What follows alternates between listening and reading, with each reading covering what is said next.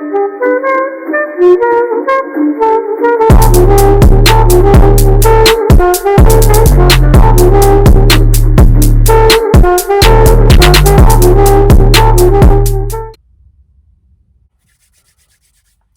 what it do? What does it do, man? What's up with y'all, man? Today is a great day because today we educate ourselves on the Holy Bible. Today we continue our journey through this Genesis, this beginning, so to speak. We're not gonna waste too much time. Church, please get your bullshit Bibles out. Read along with me. Let's continue. So, we left off in Genesis chapter 6 with Noah's Ark. God told Noah to build this big ass boat with one window. And he asked him to get 2 of each animal and 2 of each beast and 2 of each insect and 2 of each reptile, etc. to walk in pairs onto this boat. So, Genesis chapter 7. Here we go. The great flood. Then the Lord said to Noah, "Come into the ark, you and all your household, because I have seen that you are righteous before me in this generation." Remember, I don't know if y'all watched chapter 6, but he said that Noah was his favorite, basically. I don't want to say the specific thing, but basically within this generation, Noah and his family is God's favorite family. So he's going to protect this family and drown all the other kids, children, husbands, wives, daughters, sons, nephews, uncles, nieces. He's going to drown everybody except his family because this is his favorite. Noah is righteous before the Lord, as he said. So this is God picking favorites, basically. You shall take with you 7 each of every clean animal, a male and his female, 2 each of animals that are unclean, a male and his female. Also 7 each of birds of the air, male and female, to keep the species alive on the face of all the earth. For after 7 more days I will cause it to rain on the earth 40 days and 40 nights. And I will destroy from the face of the earth all living things that I have made. Now it says all living things that I have made. But what he's really saying is I'm going to drown everyone. I'm about to make it rain in this mother. I'm about to drain everyone. All of the little children, all of the little boys and girls, they mama, they dad, they uncle, little Pookie, little Ray Ray, all of them. They drowning. He about to drown everybody with rain. 40 days and 40 nights. Just imagine a kid getting drowned and that kid is in the water, in the river, and we don't find it for 40 days. Just imagine that. That's what God is doing. 40 days and 40 nights. He's gonna drown all these people and they're gonna be underwater and just picture that for a moment. Picture all those little newborn babies just floating in the water, drowned, dead. For some, they had nothing to do with it. Just let that process in your head. Can you picture that? I can. I can picture that. And it disgusts me that it disgusts me that so many people believe in this God. Not even believe in him. It disgusts me that so many people want to worship this type of... Why would I want to worship this God? You're going to drown these people 40 days, 40 nights. You killing everything except for 2 of each animal and Noah's family. I would not want to worship this type of God. I would not want to serve this type of God. I wouldn't want anything to do with this type of person who's going to drown little born babies because of their own mistakes. Let's continue. And Noah did according to all that the Lord commanded him. Noah was 600 years old when the flood waters were on earth. I have no reason to believe that. People don't live to be 600, so I'm calling bullshit on that. Let's continue. So Noah, with his sons, his wife, and his sons' wives went into the ark because of the waters of the flood, of clean animals, of animals that are unclean, of birds, and of everything that creeps on the earth. 2 by 2 they went into the ark to Noah, male and female, as God had commanded Noah. And it came to pass after 7 days that the waters of the flood were on the earth. In the 600th year of Noah's life, in the 2nd month, the 17th day of the month, on that day all the fountains of the great deep were broken up, and the windows of heaven were opened. Wait a minute. So heaven has windows? It says the windows of heaven were opened, and the rain was on the earth for 40 days and 40 nights. On the very same day, Noah and Noah's sons, Shem, Ham, and Japheth, and Noah's wife and the 3 wives of his sons with them entered the ark. So at this point, it's starting to rain. God is starting to kill all the newborn little babies and families. And now Noah and his family are entering the ark with the beasts and animals and all of that. They and every beast after its kind, all cattle after their kind, every creeping thing that creeps on the earth after its kind, and every bird after its kind, every bird of every sort. And they went into the ark to Noah, 2 by 2, of all flesh, in which is the breath of life. Yeah. So those that entered, male and female of all flesh, went in as God had commanded him, and the Lord shut him in. Now the flood was on the earth 40 days. The waters increased and lifted up the ark, and it rose high above the earth. The waters prevailed and greatly increased on the earth. And the ark moved about on the surface of the waters. And the waters prevailed exceedingly on the earth. And all the high hills under the whole heaven were covered. The waters prevailed 15 cubits upward, and the mountains were covered. And all flesh died that moved on the earth. Stop saying that. Why you keep saying all flesh, all living? No, say what you really did. I think that's very dishonest for them to say all flesh, all living. No, you killed newborn babies. You killed little children. You drowned whole families of people. You killed off. They're purposely using this spooky language to make it sound, to sugarcoat it. No, say what you did. Say exactly what you did. This ain't no all flesh. No, you drowned children. You drowned teenagers. Last time I checked, Adam and Eve was in the garden. Adam and Eve was in the garden of Eden.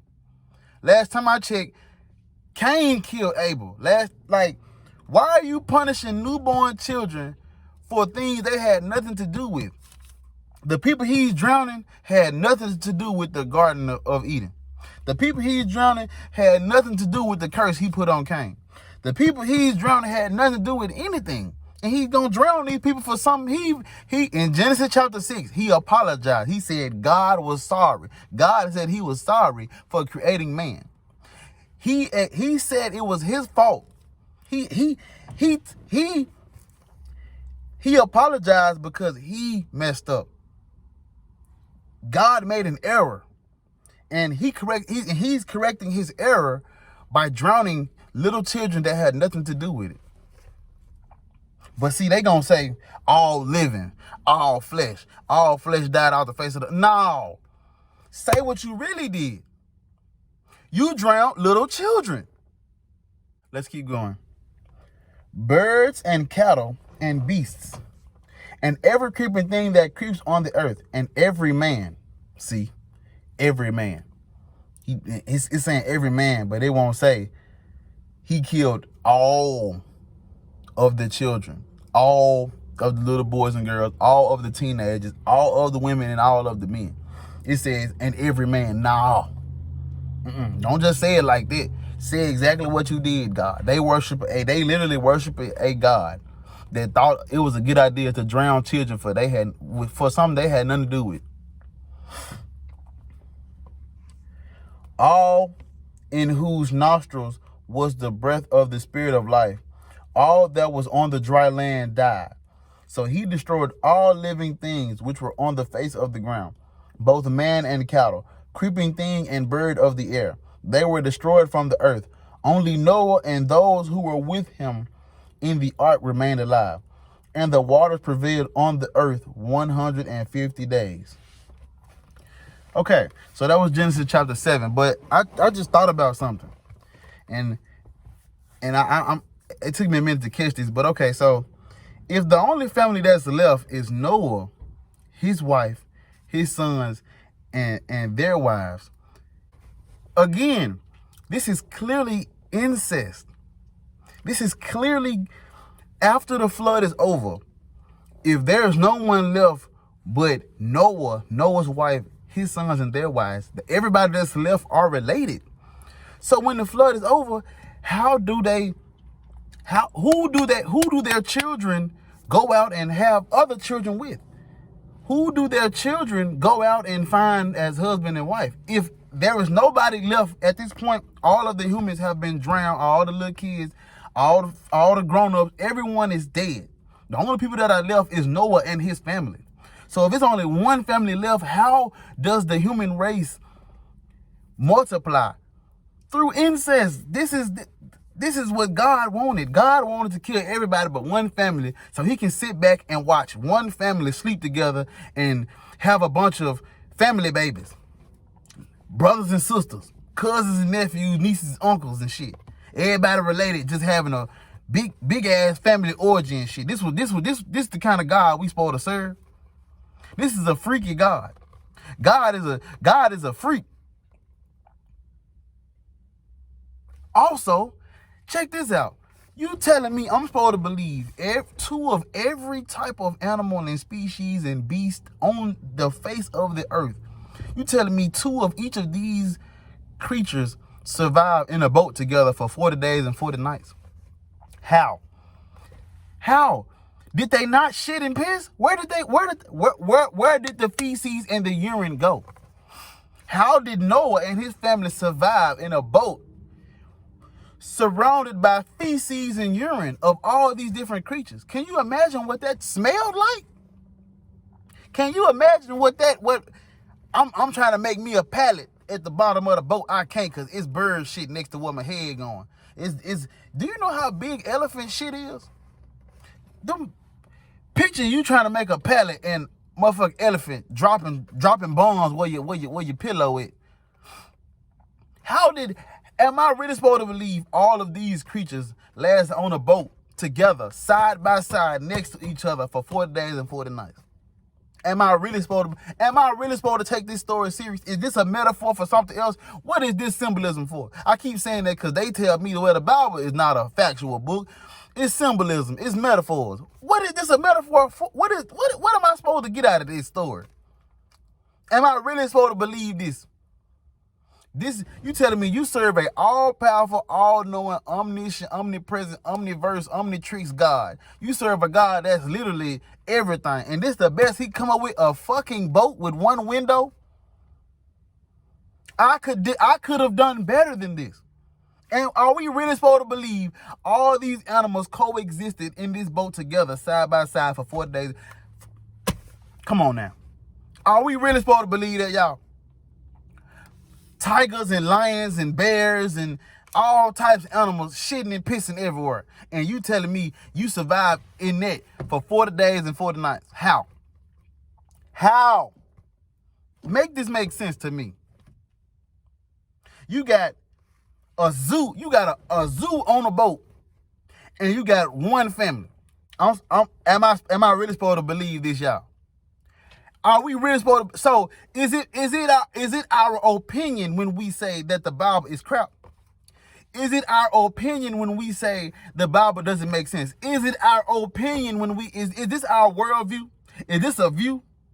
Is this my perspective? Is this a perspective or is this not?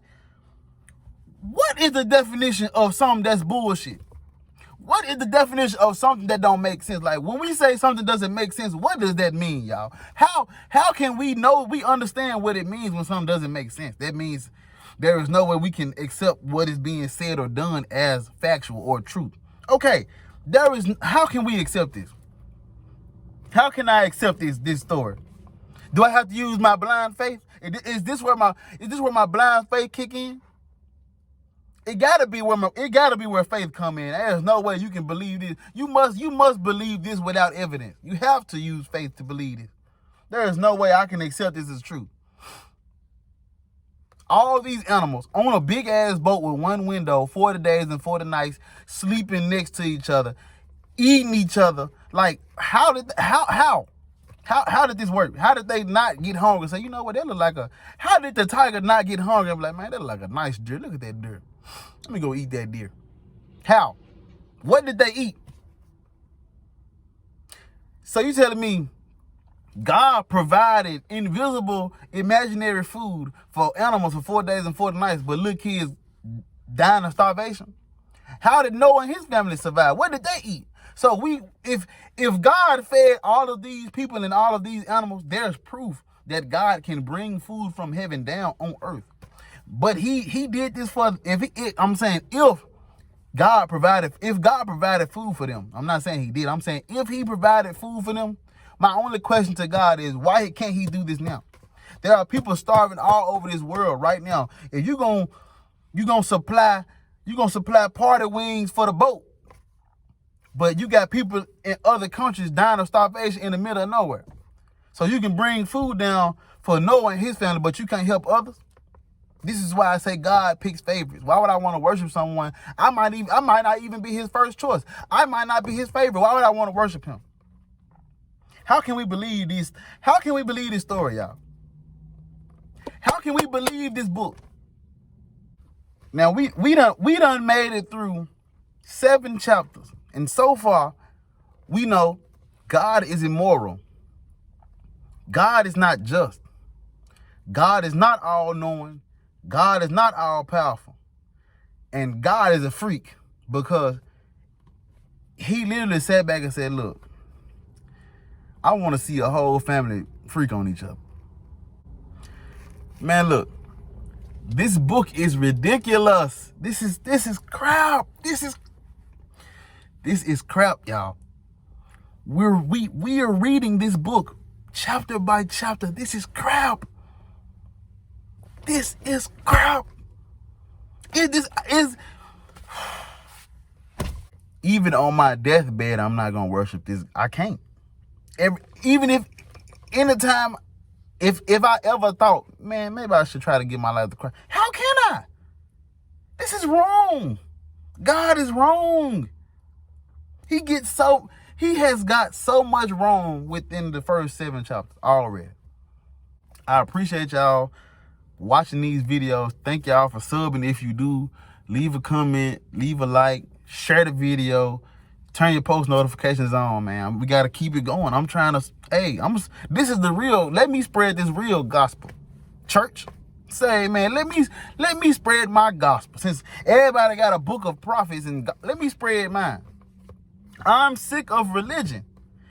And I appreciate all the people who they sick of religion and they want to, you know what I'm saying, support somebody else who's sick of religion. Thank y'all, for real.